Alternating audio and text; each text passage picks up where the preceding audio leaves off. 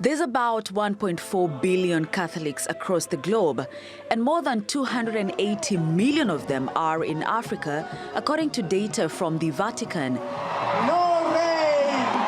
The Argentine-born pontiff visited 10 African countries during his 12-year papacy.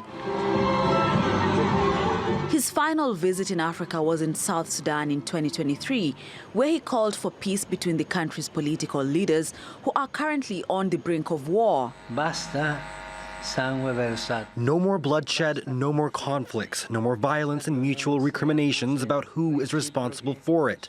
No more leaving your people at thirst for peace, no more destruction. It is time to build. Leave the time of war behind and let a time of peace dawn.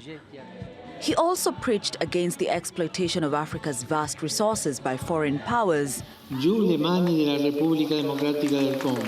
Hands off the Democratic Republic of the Congo. Hands off Africa. Stop choking Africa. It is not a mine to be stripped or a terrain to be plundered. May Africa be the protagonist of its own destiny.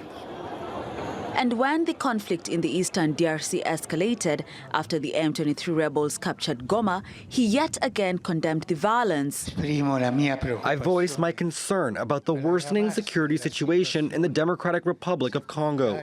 I urge all parties to the conflict to commit themselves to a stopping of hostilities and to the protection of the civilian population of Goma and other areas affected by military operations. And this is why the pontiff is revered by the many faithfuls on the continent. Since the news of his passing, hundreds have congregated in churches to remember him. We remember when our leaders went to Rome, when he went and kissed their feet. He told them a message, which is actually very, very important, that when you go, guys, when you go back home, make sure those who are left behind, let them be the fruitful of this country. Because he really urged our leaders in the country that we have peace. That symbolic gesture remains forever etched on the minds of the South Sudanese people. A man who preached peace, particularly in warring countries, hoping that the leaders will take the cue and stop the conflicts. Grace Kuria Kanja, TRT World.